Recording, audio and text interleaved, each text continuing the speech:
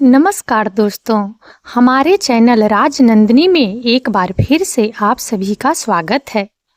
आज मैं आपके लिए लेकर आई हूँ एक ऐसी कहानी जो न सिर्फ आपको सोचने पर मजबूर करेगी बल्कि आपके जीवन में बदलाव लाने की प्रेरणा भी देगी। हम सभी अक्सर सोचते हैं कि दुनिया बदल जाए, लोग बदल जाएं, परिस्थितियां बदल जाए ताकि हमारा जीवन बेहतर हो सके। लेकिन क्या हमने कभी सोचा है कि असली बदलाव कहाँ से शुरू होता है? यही तो हमारी आम सोच है। हम हमेशा दूसरों में कमी ढूंढते हैं, दूसरों से उम्मीद करते हैं, लेकिन आज की कहानी हमें एक बिल्कुल अलग नजरिया देगी। यह कहानी है एक ऐसे राजा की जिसने अपनी प्रजा को बदलने की कोशिश की और अंत में उसे क्या समझ आया, यह जानकर आप हैरान रह जाएंगे। एक परेशान राजा। बहुत समय पहले की बात है।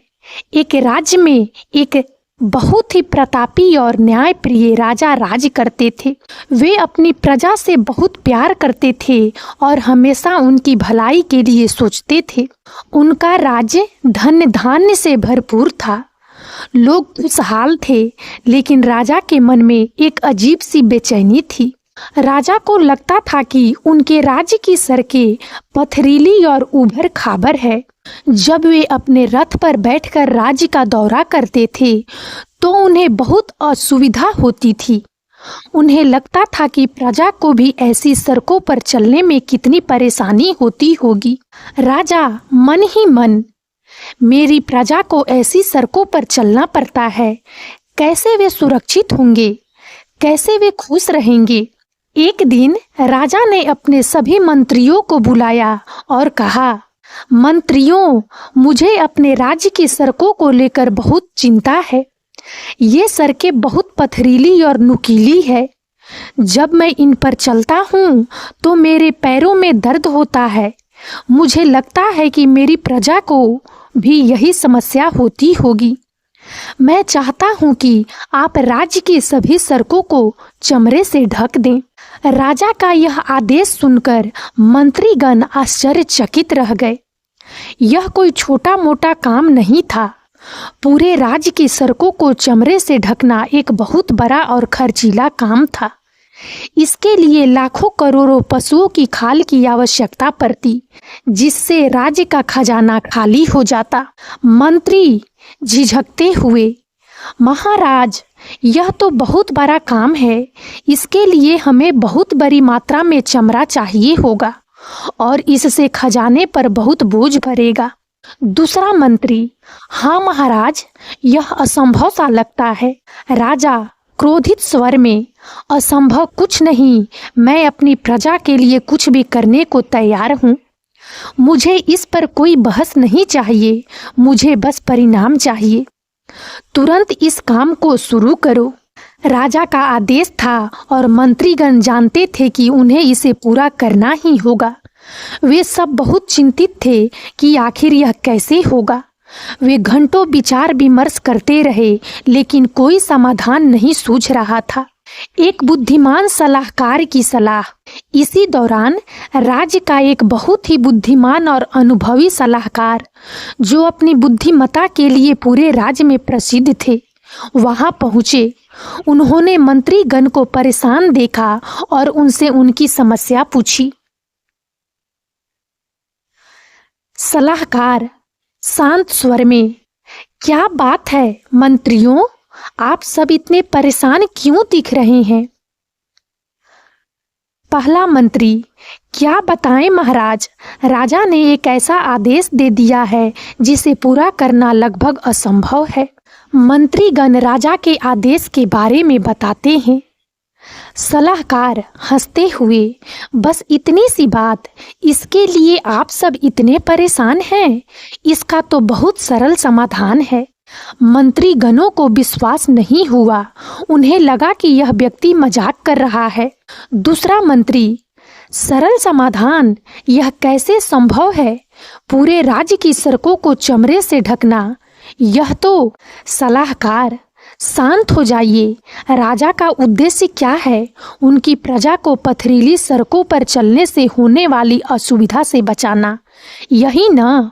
तीसरा मंत्री, जी बिल्कुल। सलाहकार, तो फिर एक छोटा सा काम क्यों नहीं करते? सड़कों को चमड़े से ढकने के बजाय हम हर व्यक्ति के पैरों को चमड़े से क्यों नहीं ढक देते? मंत्रीगण एक दूसरे को देखते हैं। उनके चेहरे पर धीरे धीरे समझदारी की मुस्कान आती है। सलाहकार की बात सुनकर मंत्रीगणों की आंखें खुल गई। यह कितना सरल और व्यवहारिक समाधान था। पूरे राज्य की सड़कों को चमड़े से ढकने की बजाय सिर्फ कुछ चमड़ों से जूते बनाकर लोगों को पहना दिए जाएं। यह विचार किसी को सूझा ही नहीं था। पहला मंत्री, अद्भुत! यह तो हमने सोचा ही नहीं था। यह बहुत ही सरल और प्रभावी समाधान है। दूसरा मंत्री, हमें तुरंत यह बात महाराज को बतानी चाहिए। मंत्रीगण खुशी खुशी राजा के पास जाते हैं। राजा को मिली सीख। मंत्रीगण तुरंत राजा के पास गए और उन्हें बुद्धिमान सलाहकार का सुझाव बताया। राजा ने ध्यान से सुना और एक पल के लिए विचार किया। उन्हें अपनी गलती का एहसास हुआ। वे समझ गए कि वे कितनी बड़ी गलती कर रहे थे और कितना बड़ा खर्च करने जा रहे थे। राजा मुस्कुराते हुए, तुमने मेरी आंखें खोल दी। यह विचार कितना सरल और प्रभावशाली है। मैंने अपनी प्रजा के लिए इतना बड़ा काम करने की सोची, लेकिन सबसे आसान समाधान मेरे सामने ही था। मैं स्वयं को बदलना चाहता था, लेकिन दूसरों को बदलने की कोशिश कर रहा था। राजा मुस्कुराते हैं और सलाहकार की प्रशंसा करते हैं। राजा ने तुरंत आदेश दिया कि पूरे राज्य में चमड़े के जूते बनवाए जाएं और सभी प्रजा को मुफ्त में वितरित किए जाएं। जल्द ही हर किसी के पैरों में जूते थे और अब किसी को भी पथरीली सड़कों पर चलने में परेशानी नहीं होती थी।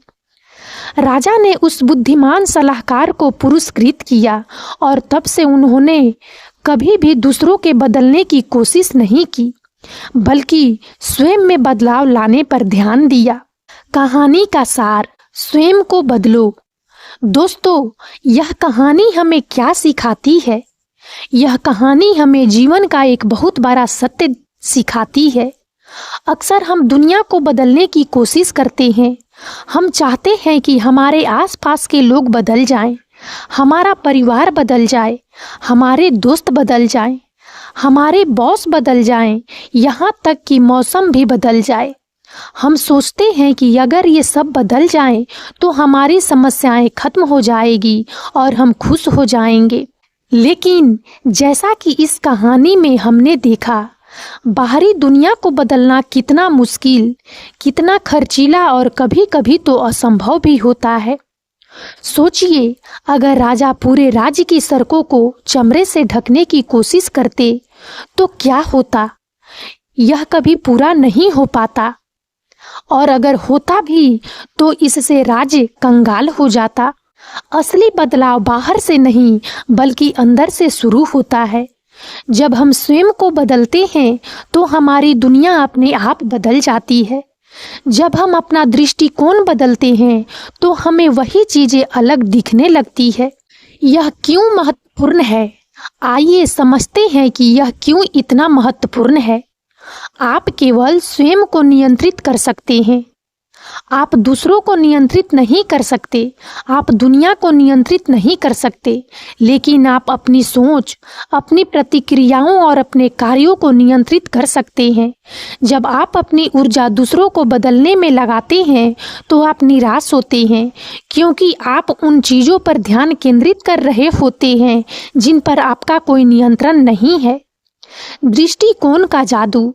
आपकी समस्याएं अक्सर आपके दृष्टिकोण का परिणाम होती है। एक ही परिस्थिति दो अलग अलग लोगों के लिए पूरी तरह से अलग हो सकती है। जो एक के लिए आपदा है वह दूसरे के लिए अवसर हो सकता है। जब आप अपना दृष्टिकोण बदलते हैं तो आप समस्याओं को समाधान के रूप में देखना शुरू कर देते हैं। भीतरी शांति और खुशी। सच्ची खुशी और शांति बाहरी परिस्थितियों पर निर्भर नहीं करती, यह आपके अंदर से आती है। जब आप दूसरों को बदलने की उम्मीद छोड़ देते हैं और स्वयं पर काम करना शुरू करते हैं तो आप अपने अंदर एक गहरी शांति और संतोष पाते हैं। दोस्तों, इस कहानी का संदेश बहुत स्पष्ट है। दुनिया को बदलने से पहले स्वयं को बदलो। जब आप स्वयं को बदलेंगे तो आपकी दुनिया अपने आप बदलने लगेगी।